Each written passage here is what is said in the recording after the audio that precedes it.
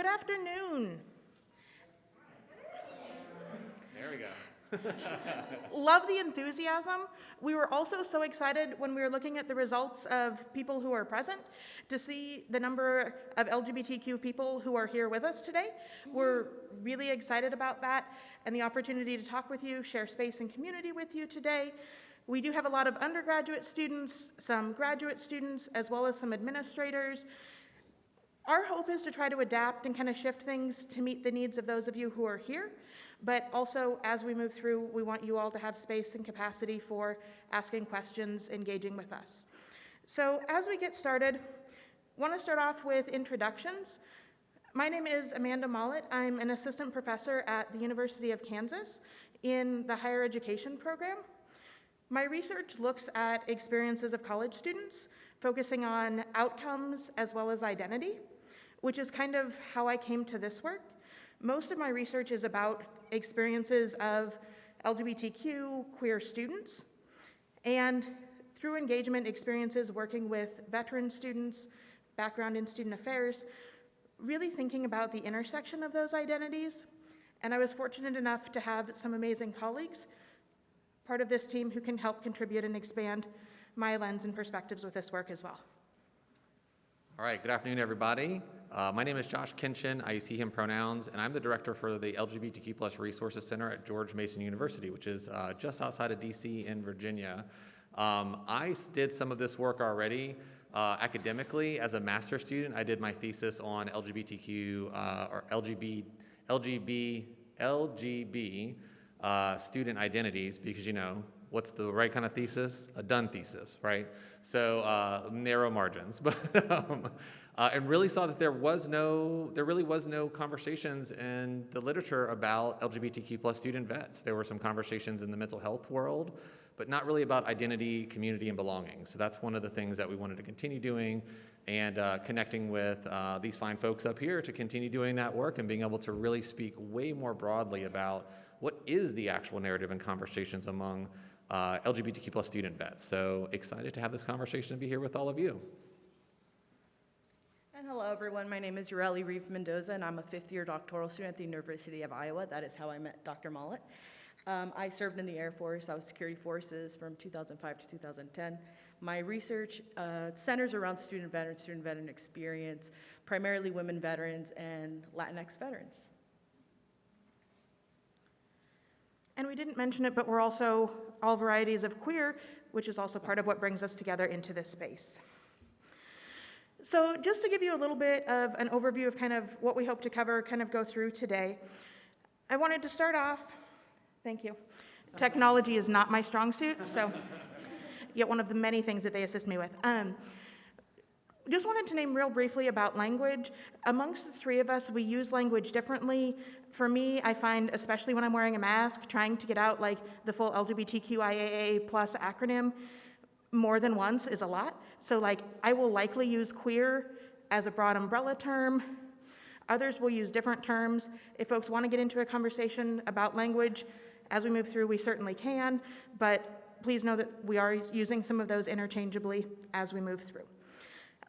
We want to talk a little bit just about context regarding the military foundations of LGBTQ and trans open service, talking a little bit about the current state and services for service members and veterans, transition into talking about scholarship about LGBTQ student veterans, and then talking with you all a little bit about looking forward with the work that we're hoping to do, as well as having time for conversation, discussion, and community building amongst you all in relation to what brings you here and ways that we can continue to advance these conversations and this work. Okay, so just a little bit about LGBTQ+ military service itself. Even for those of us who served ourselves, we don't know all the time, like, we know how it is maybe now, or some of the nuances of what that means, or what we can't do, or like all the kind of tap dancing we had to do. In my case, it was very much during Don't Ask, Don't Tell. It was like, you know, I started my service in 2001, August of 2001, so you know how my life went at that point. Anyway, I was physically in boot camp during 9/11, so it's a whole conversation. Over drinks, cocktails, meet me at the bar later. But there's been LGBTQ+ service members since the Revolutionary War. So since the inception of the United States military, We have letters, we have documents, we have personal accounts and stories, mainly by historians who curated a lot of these conversations. Also fictional accounts kind of based off of those. Anyone that has seen the movie Gods and Monsters, right? Ian McKellen's character, right, in World War I, right, there was a situation there where they talked about a fictionalized story based off of a real account. But really in terms of how the DoD and the military really treated us and kind of what were the axioms of what they did with folks who were LGBTQ plus, really was, there was secrecy involved, right? For those of us who identify, we know how that was if you served, even after obviously repeal happened for Don't Ask, Don't Tell. But it wasn't until, and there was violence that happened, really institutional violence, obviously by the military itself, but also violence among members of the military. When I was in, I'm a Marine vet too, I think I failed to mention that.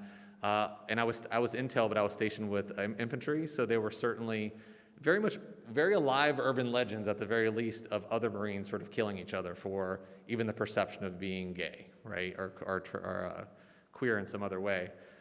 But also this conversation around like the investigation, sort of all of those things that happen, and then obviously discharge. It wasn't until the 1940s where kind of queerness and transness was kind of thought to be a mental illness by the military, and that's kind of the reason for the discharge. In 1982, that's when the first really explicit ban for like gays and lesbians went into place, where you're going to be discharged based on your identity. And then we began the saga of Don't Ask, Don't Tell, which started in 1993 and really didn't wrap up pretty much all of those strands around sexual orientation until really all the way till 2014, when all of the benefits for families and relationship pieces kind of got wrapped up, and there's still lingering issues. One thing I do want to point out, which I think is a really interesting read for anyone who's interested in, like, what is the military's take on how they got to know around LGBTQ plus folks from kind of a research perspective. The RAND Corporation, which of course is the research entity for the military, oftentimes in DoD studies, did a very extensive study in 1993 when the ban started. Don't Ask, Don't Tell, and then they redid a study in 2010. It's about 550 pages, so if you want some light bedtime reading, very nice. Have the acronyms list with you, I want to say, when you do that. And so then the conversation came of, well, this isn't inclusive of trans service members, right? Because it really only had to do with sexual orientation and really relationships. So then it was a conversation around, the RAND Corporation was again given the charge to do an extensive study about the implications of trans open service in 2016. Only about 220, so that's like maybe light bathroom reading, right? In terms of what you want to look at there. There were some partial open service for trans folks with a whole lot of conditions all the way until 2021. So only until 2021 now have trans folks been able to serve in most open ways, even though, let's say, non-binary and genderqueer folks kind of have to caucus with sort of male or female sort of grooming and uniform standards and those sort of things. So that's a little bit about sort of the foundations and where we are currently with the attitudes and policies for the military for queer and trans open service. Looking at the current state of service members, when we think about how the military has moved forward in training and bringing upon these to engage our LGBT veterans, there is a model that they're looking at all the 5 branches, including, I guess, the Coast Guard, right? So all 5 branches are looking at the Army's 3-tiered model of how to approach training and services. And so it's your professional staff, of course, then your leaders and your unit leaders. This is supposed to begin this year, so we'll see further on how that will roll out. But as far as what the retention numbers are looking at in retention conversations around LGBT members or queer members is that we're more likely to leave the military because of culture issues, of harassment-based issues. And the conversation really led in this survey that even though there has been the repeal and we are all integrated, supposed to be integrated now fully, that we are not being retained at the numbers that our non-queer service members are being retained at. The next one.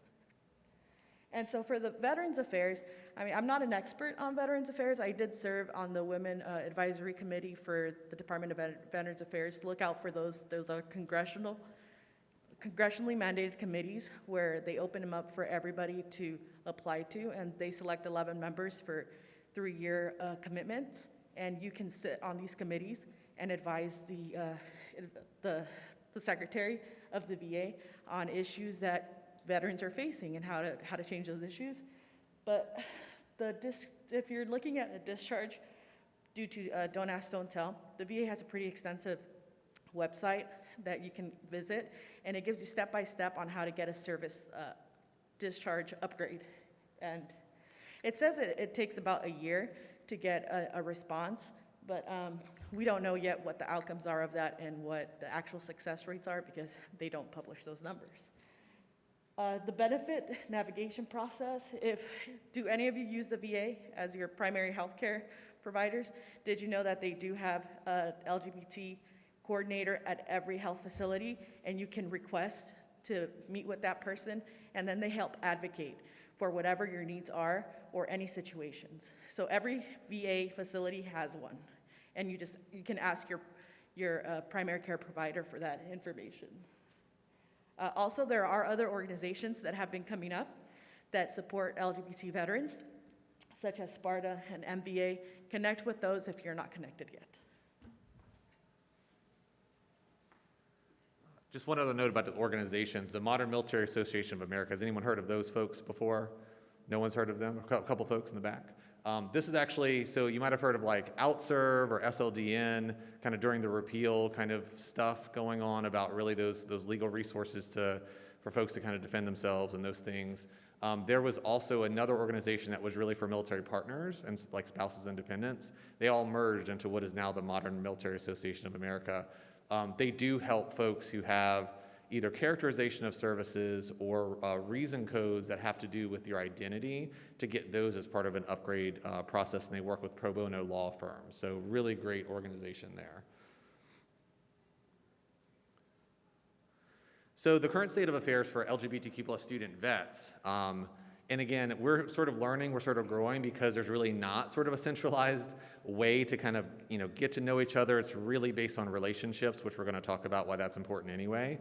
But working at an LGBTQ plus resources center for the last 10 years, several of them, the work really resides in a few spaces. One of them is LGBTQ centers and military services offices. So these are oftentimes administrator-run, state-funded spaces where folks are running things like safe zone trainings or green zone trainings or, teaching the campus communities around the cultural competency or how to kind of support and create community for folks that they're kind of working with and serving. Some of these conversations have happened where if those kinds of competency spaces exist, including if you're talking about particularly intersectionality and working with folks at the intersections of identity, we need to have some competencies around how do we work with LGBTQ plus student vets, because they exist, right? 80% of the people in the room, for instance, and at least 2 of us that are sitting up here. So a couple of institutions that have had some of those active conversations, I just happen to know about them because I am affiliated with both of those organizations. So George Mason University, my office runs the Safe Zone program. They have a program called MAPS, which is like basically the military competency workshop, and we're working on getting some curriculum built where there can be some conversations. UNC Wilmington, which was my undergrad and grad institution, also kind of did that cross-partnership. So there's conversations or at least acknowledgement that LGBTQ plus student vets exist, and we need to have a nuanced understanding of what their issues may be, or even the fact that even perceptions that they're not going to be welcome somewhere, that we can start to break some of those down. There is a conversation kind of happening now among higher education organizations of this particular intersection of identity, because oftentimes there's something for military affiliated students and something for LGBTQ students, but there's really nothing in the overlap. So for instance, the CAS standards, the Council of Advancements of Standards, really is a book for student affairs professionals and student affairs offices to say, what are the things you should be mindful of? There's an LGBTQ section, there's a military section, and they talk about lots of other intersections of identity, but they do not speak to one another. So that's one example. A couple of higher education, student affairs focused professional associations, again, have something for military folks, something for LGBTQ folks, but really there's not a lot of like conscious overlap happening there. There are, which is very exciting, and always see, very excited to see those things pop up on social media or on LinkedIn or whatever it happens to be. Creation of space. So like, are there LGBTQ plus student vet events happening? Even if one person shows up, like what happened when my office and the Office of Office of Military Services did like our November LGBTQ student vet space, creating space. Are the organizational leaders of the LGBTQ organization and the like SVA or SVO, or are they in community? Are they having conversations? If not, why? This is really a space where relationships matter. So like my relationship that I have with our Office of Military Services, that's the reason why things are happening, right? There's always, we all know that time and priority are precious commodities. So there's lots of reasons why we have to focus on certain things, but if those relationships are made, it really increases the priority of those things happening. And we can also model for students how we can make those kind of relationships happen, because there's perceptions and stereotypes on both sides about what is the culture of those spaces and am I going to be accepted or understood. And then student organizations leading those conversations sometimes, the peer-to-peer, student-to-student conversations. An example which was incredible. Anyone here from Georgetown? No? Okay, maybe someone they did this huge LGBTQ student vet event, which was the main Veterans Day ceremony just this last year. The president spoke at it, like the university president. Really incredible stuff, talking about the history of LGBTQ plus folks. And they had LGBTQ veterans from every war since World War II talk about their experiences. It was really, really powerful. Another example is the Pride Student Union and the Veteran Student Union at Florida State University. Any FSU folk here? No? Okay. I saw some folks with their, anyway. They work together and we're in partnership. When I was there as the advisor for Pride, our VSU president always came to the drag shows. His wife was always with him. They did lots of joint statements when those conversations around trans open service were happening to make sure that the university community know that this intersection is important and it matters. So those are some of the examples of some of the things that are happening within LGBTQ plus student vets. So I'm sure many of you are thinking, hey, I came to this session, I'm really excited to hear about scholarship. Where is the scholarship? If any of you have Googled LGBTQ student veterans in like Google Scholar, you probably also found yourself thinking, where is the scholarship?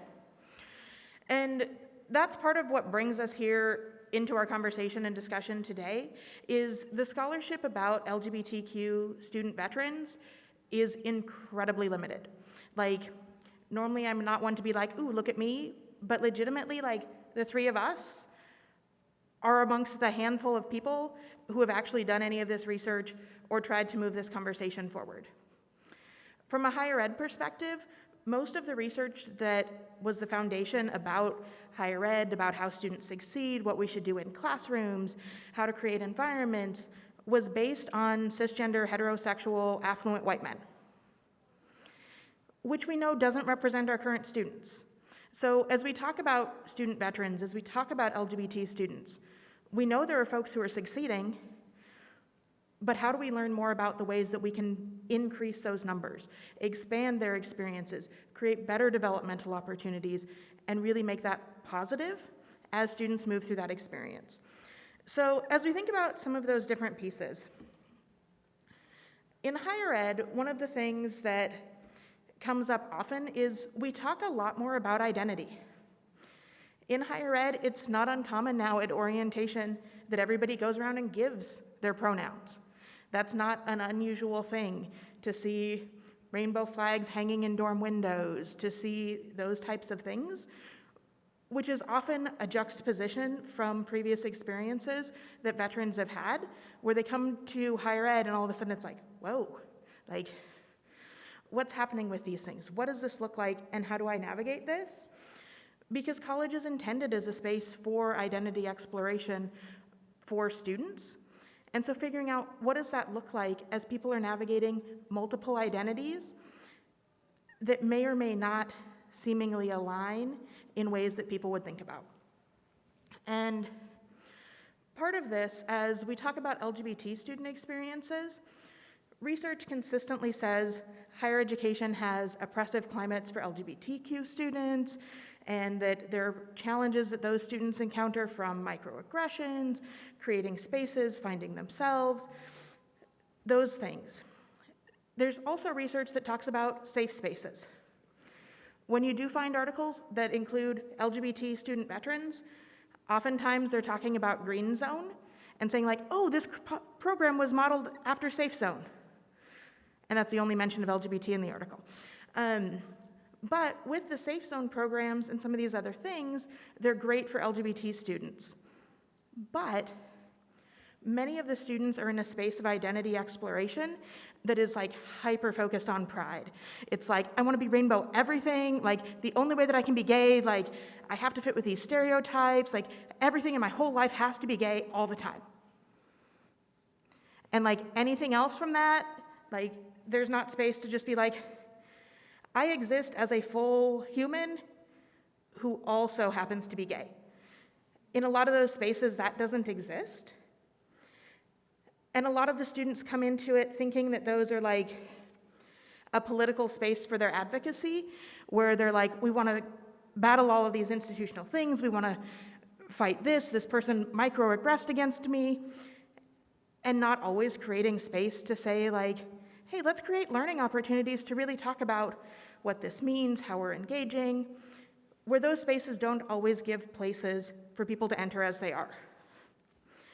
And we feel like that's worth naming as we think about where do we create spaces and what does that look like for LGBTQ student veterans, because some of the research talks about the ways that LGBTQ student veterans, I said I wasn't going to use the acronym and now I'm getting winded because I am. Queer student veterans who explore those spaces, some of the research is like that they feel really overwhelmed because that's the primary focus in those spaces.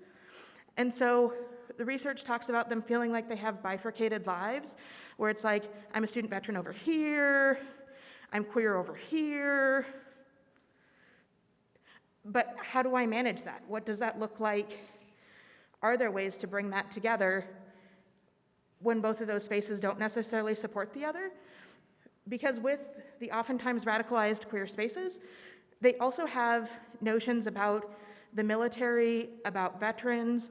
They don't think about what are the motivations, particularly for people from lower social classes, or other reasons that folks would go into the military, be involved in the military. They just think about their hyper liberal context, like, oh, the military industrial complex. Right, I saw some facial expressions, that's how I feel too. But so to try and create those spaces that come together, there are so many different manifestations that other students have, both in military spaces as well as in LGBT spaces, that it's not necessarily saying, hey, we need to fix or educate LGBT student vets, but what do we need to do in these other spaces to help and create some of those different opportunities?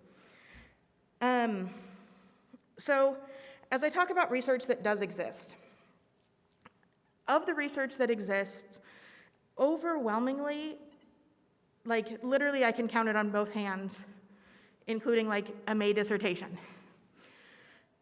What exists is overwhelmingly qualitative, which like I am a qualitative scholar, I totally support that, but by and large, it has like 4 to 7 students as participants, which from a qualitative standpoint doesn't necessarily mean it doesn't have value, but we have more queer vets than that in the room. And if we were to ask each of you your stories and experiences, the breadth of what that looks like, thinking beyond a monolithic perspective of experiences, and when the research is so limited, a lot of the things that are coming through tend to be things that are repeated. In higher ed, one of the things that we talk about often as like a foundational theory about research on college students, we call it the Ieo Model, because I know you all need another acronym.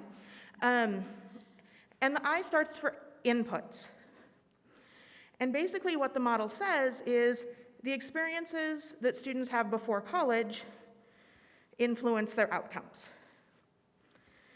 The environment and the things during college can also have an influence, but really there's a direct line between what I bring and outcomes.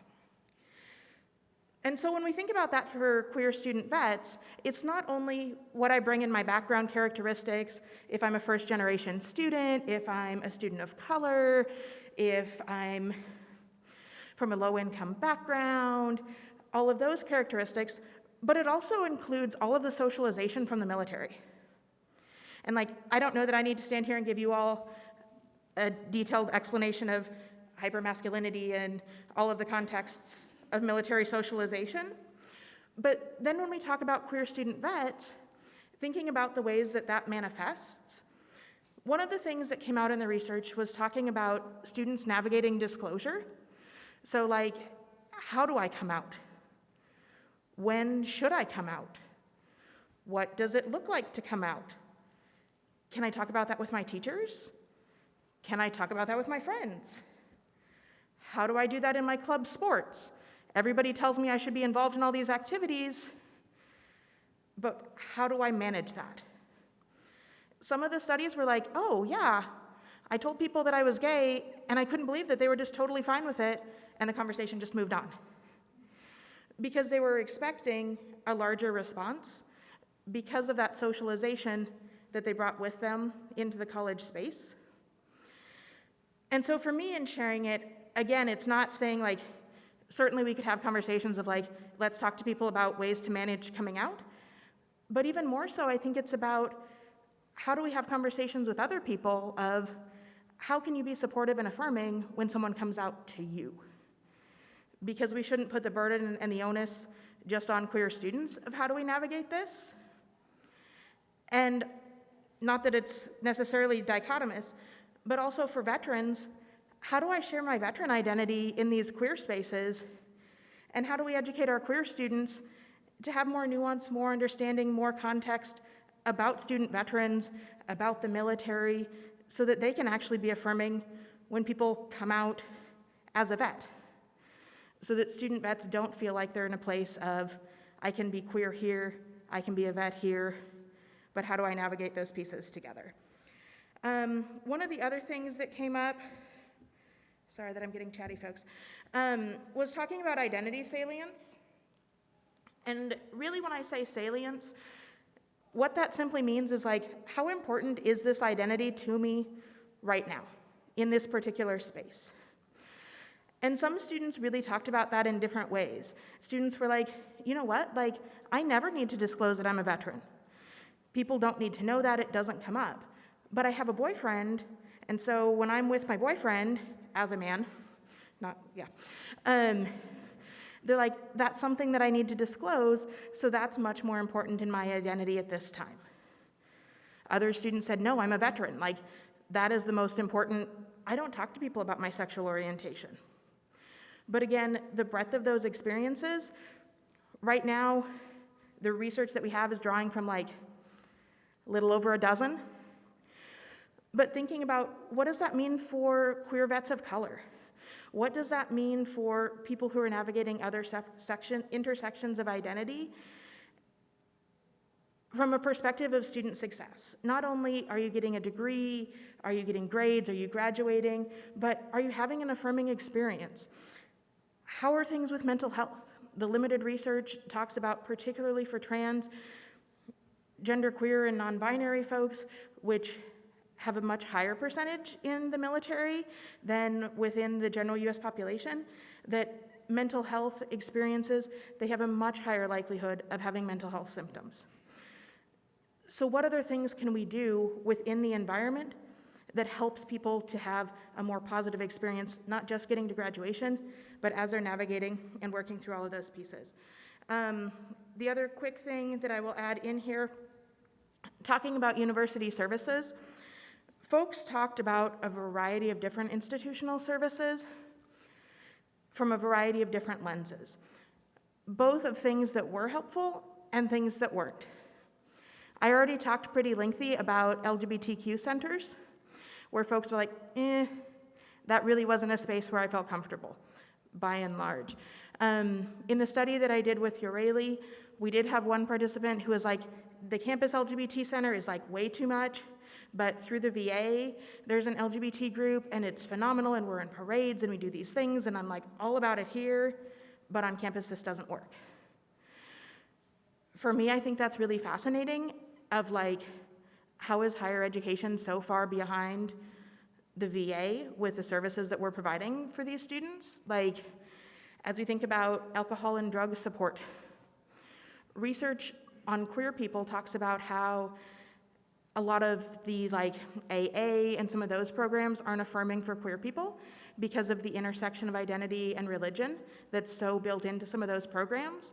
So why don't we think about that for our student veterans and think about how can we create services, resources, some of those things to be more supportive, as opposed to thinking, well, we have a queer center, we have a veteran center, that should be sufficient, because students really said that was insufficient. People had mixed experiences with counseling centers, again, based on the knowledge and competence of the counselors, both about serving veterans as well as serving queer people. One of the quotes that really stood out is a student's like, when I share both of those identities, it's like I'm a unicorn. Not as a gay euphemism, which I got a chuckle from,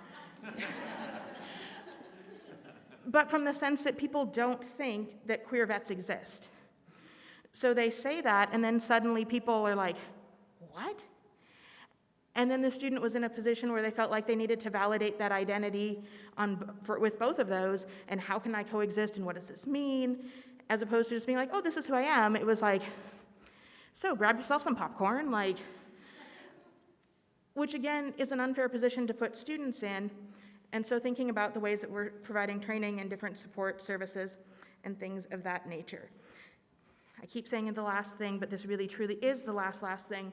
People also talked about inconsistency between policy and practice, where as they were looking at higher ed institutions, they saw all of these statements of like, oh, sexual orientation is included in our non-discrimination policy. Here are the different ways that we support students. But then when they actually got to the institution, they didn't feel like they saw the policies that went with that. It was really just lip service that was provided by the institution.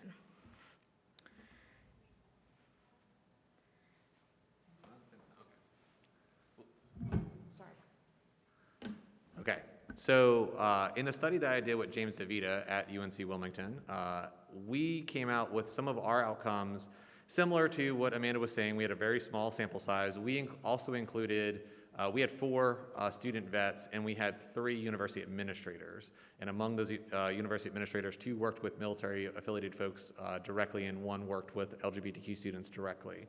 So we saw a lot of the things that Amanda was talking about of having that severed and bifurcated identity in college of like, I'm queer here, I'm a vet here.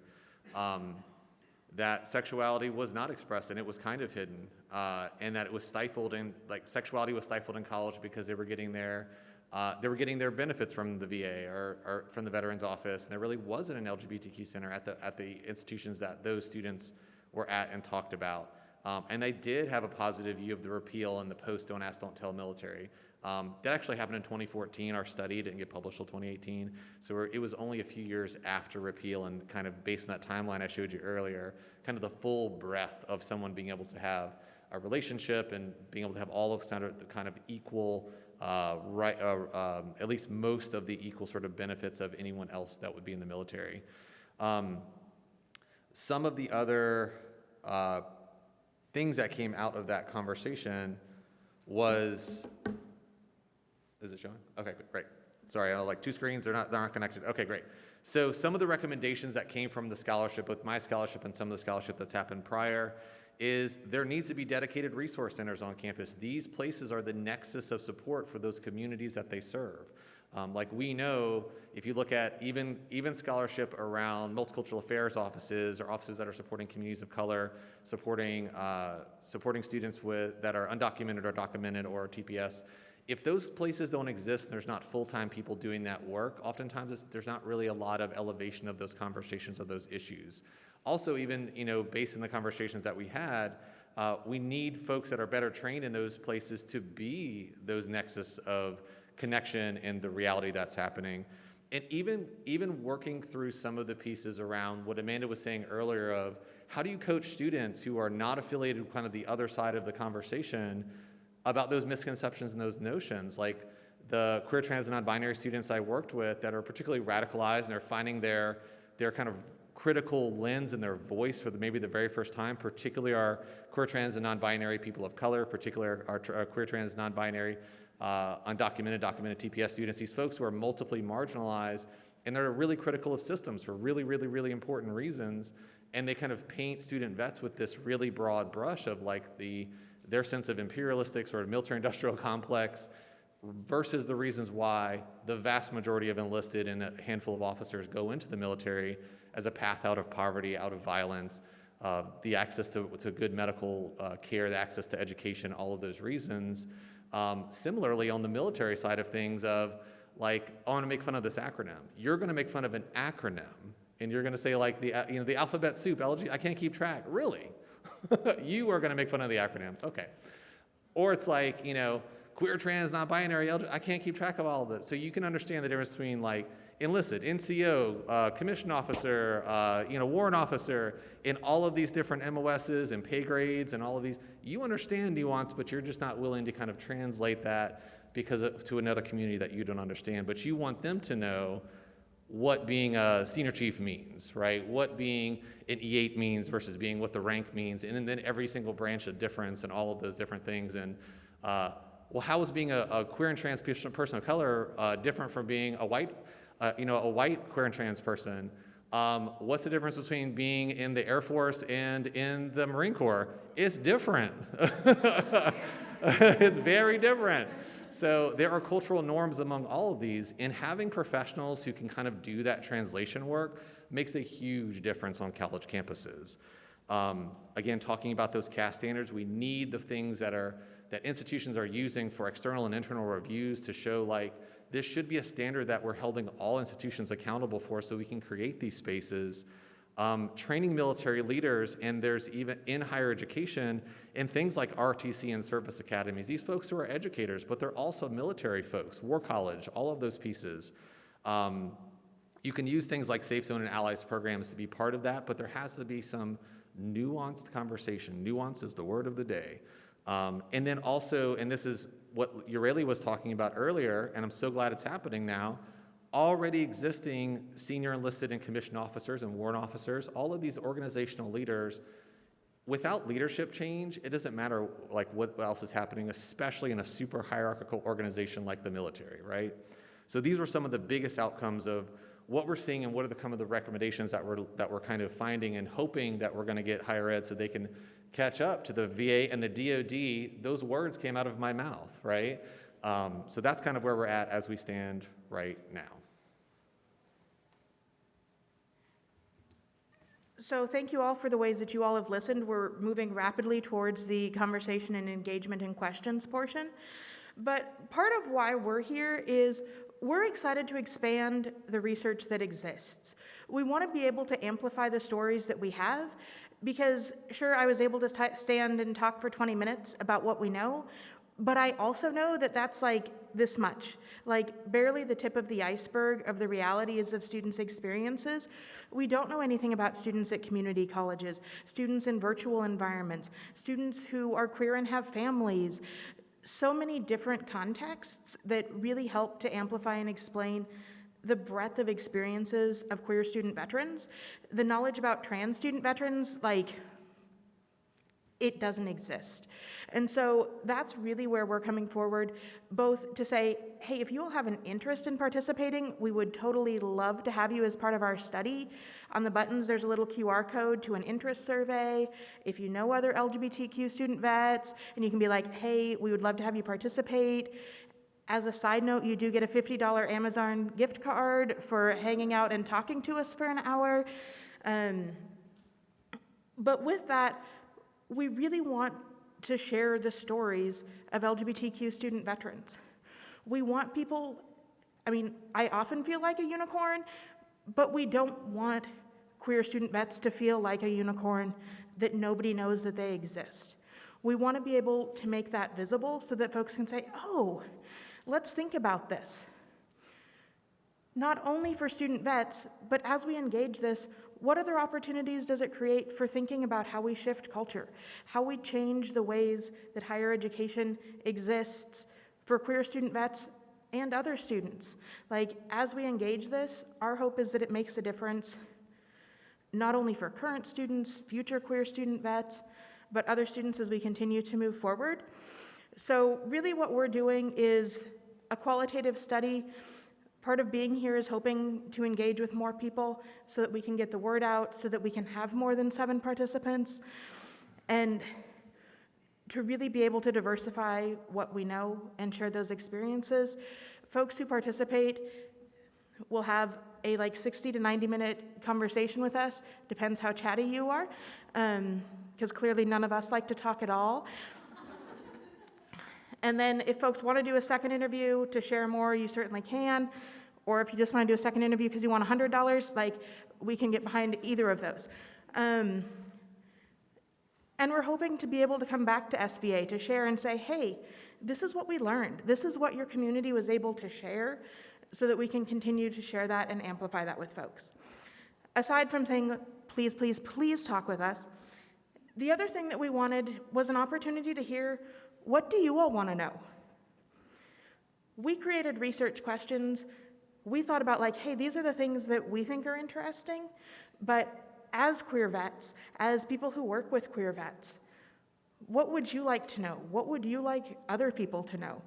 Because we want to do our research in service, not for a line on my CV, but to actually make a difference. And so hearing that from you all is really kind of part of what we hope to do in our last portion here. So we're going to do a Q&A session now. So we're going to go sit down, which is great for us, right? There's a microphone at the front of the room. You will have to talk into it because we are being recorded for posterity purposes. So we're going to go over there, and we're excited to talk with you all. And Yes? this can be questions, comments, compliments, concerns. Yeah, and we'll put our information up here, so if you want to contact us, if you're I don't really want to speak in front of a huge room of people, you're welcome to contact us individually as well. We're going to upload our materials, and the next slide has some recommendations for some reading as well.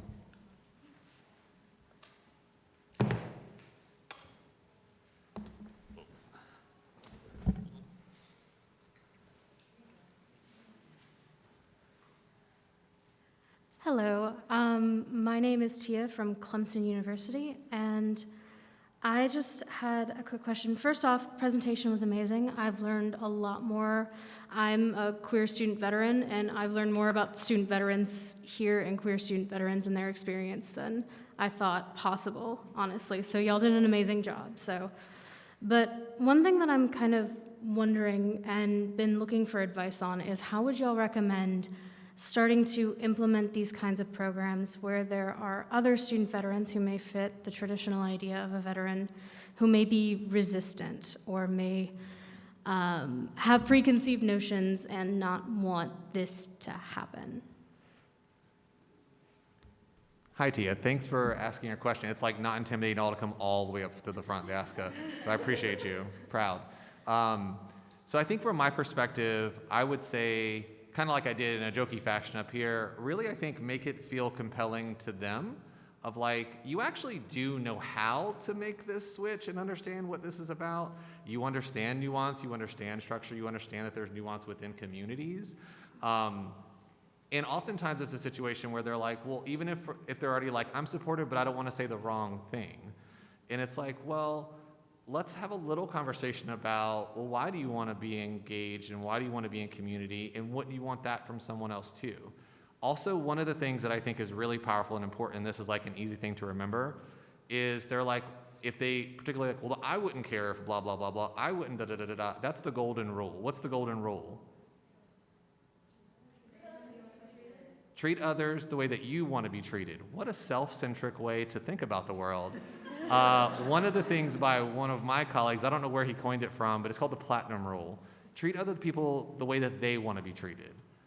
So I think that is kind of a guiding principle that I really like, is saying like, treat someone the way they're asking you to treat them, because that's so much easier and it takes the work off of your plate. Even things like, we're including pronouns in the conversations, or we're going to introduce things with our pronouns. What are ranks, right? Like, don't you know, all of these pieces where like those things are important and necessary so that folks feel included and that you're giving them the respect that they're asking for. It's just about respect, just like calling someone by their proper rank, right? So it's really, I think, at least from a Josh perspective about how to create those coalitions and kind of speak across lines of difference is put it in a language that they might understand so they have that like Oprah aha moment. Oh, it's really not that different, although it's extremely different, but kind of giving them a roadmap for what that looks like.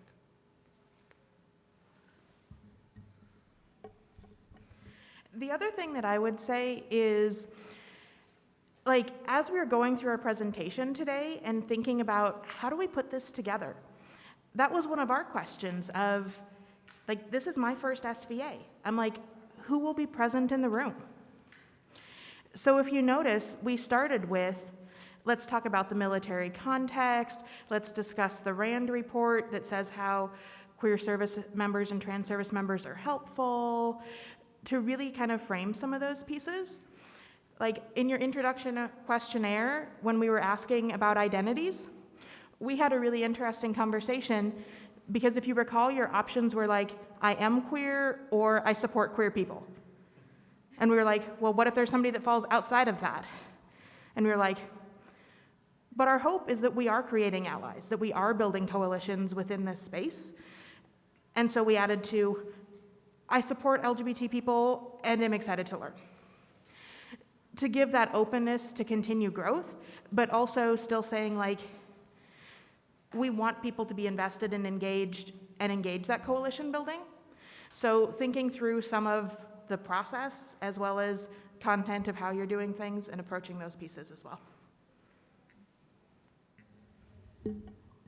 All of that. And I went from working in student affairs, 10 years in a Veterans Resource Center at California State University, Fullerton, to now being in a state job in a very conservative environment in Iowa. And one of the things that I have brought to the table, as I was sharing with my colleagues earlier, is in my email, right, just something small I put in my pronouns, and that in itself has created conversations, and just creating that space to have conversations about how do we move forward on these ideas and how do we bring in others to the table so that they know that it's okay not to know, you don't know what you don't know, and that's okay. Sorry to be a diva and say talk twice, but really quickly, I would also say that kind of what we talked about earlier about the demystification of like, there's probably things you have in common, right? It's like there's always something you have in common. Like my brother and I, he is the most cisgender heterosexual human to walk the face of the earth, and we are politically in opposite ends of the spectrum, and our worldviews are very different. But there's things that we can talk about and like have a good time and be in community with each other. In that conversation, there's a reason why in like the LGBTQ community, it's called family, right? Like having that sense of community is something almost like, and again, I can't speak for any other branch, but like when you're in the Marines and you see another Marine, you're gonna call that person your brother, your sister, or your sibling, right? It's like you have a common experience. And so like, wouldn't you want that for someone else when they are probably at a huge risk of not feeling a part of something bigger than themselves, and they're at a huge risk of all the things that actually, who has really high suicide risks from things like isolation, vets, and LGBTQ folks, right? Senses of isolation. We want to include people into our, and it's not like you're not having to like completely change who you are as a person to be able to be in community with someone. Excellent question. Thank you, Dean. Other questions or things that you all want to know from us? Yeah. Either today or broadly. Hello. My name is Kaylee. I'm from Skagit Valley College. I was wondering if you guys had any advice for bringing people outside of the community, because we are slowly building within our community college, but I also own a business, and I'm trying to, bring people from all over and, spread the word and build a community, really. So I was wondering if you had any advice for that. Go back over there. So just so I know what you're saying, are you talking about bringing folks on campus or bringing folks that are like LGBTQ and vets sort of together, both on campus and off campus? I'd like both on and off, Okay. but also I just noticed that we don't have much on campus yet, and I personally am not really involved in the community on the campus yet, so I would love any advice you guys have for, reaching out and really establishing a community there. Got it, thank you.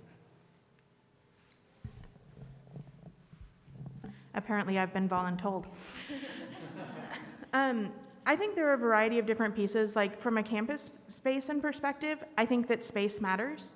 I think that signs and symbols matter. Like many of you probably see safe zone placards around, but like what does it mean if there are rainbow flags, the Pride Progress flag, in student veteran centers or in other spaces? If on campus you feel like you don't have those centers, those communities, what if on campus you have in a student union, in a shared community space, in a tutoring center, pride flags as well as military flags, like concurrently on the same wall? I often find that those opportunities to create some dissonance for people, where like they might see some of those together and be like, huh? Gives an opportunity for conversation and dialogue to say, let's talk about this.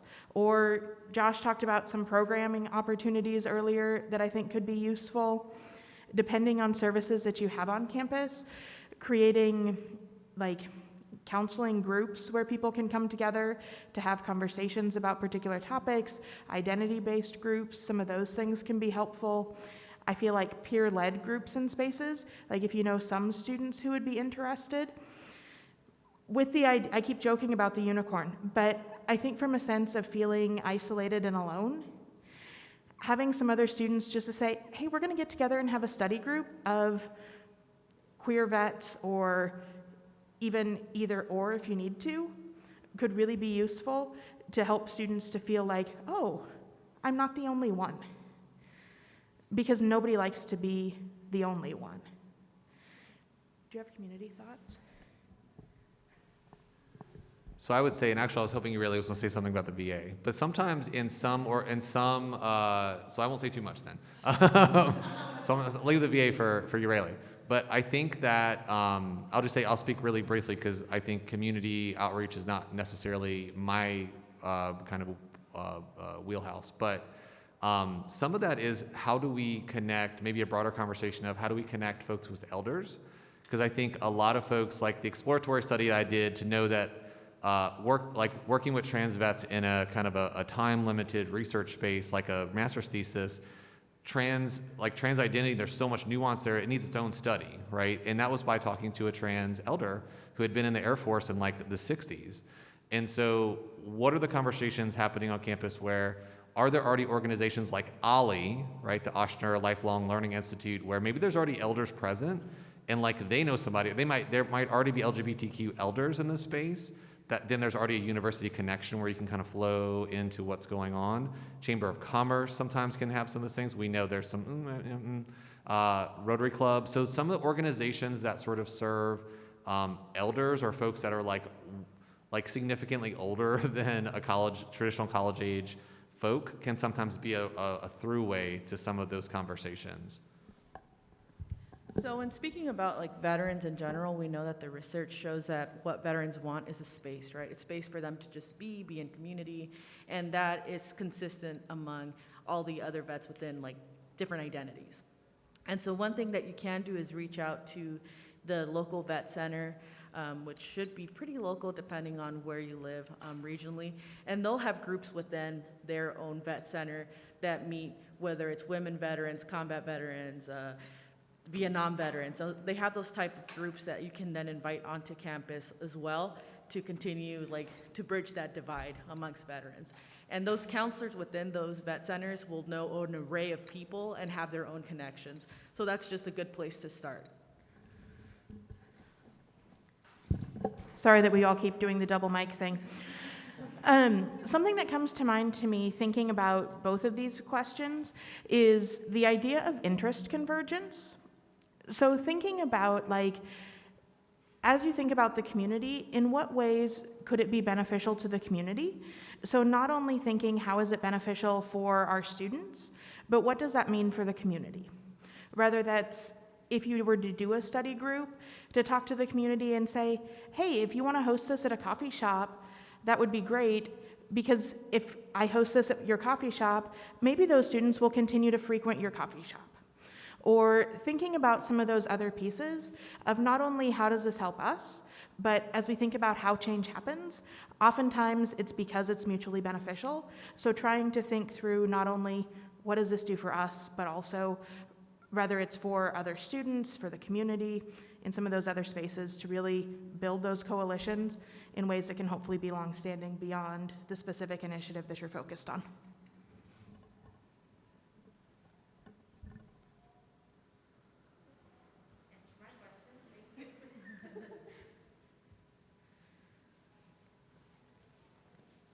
Hi, I'm Ash. I'm with Truckee Meadows Community College, and I am a veteran dependent.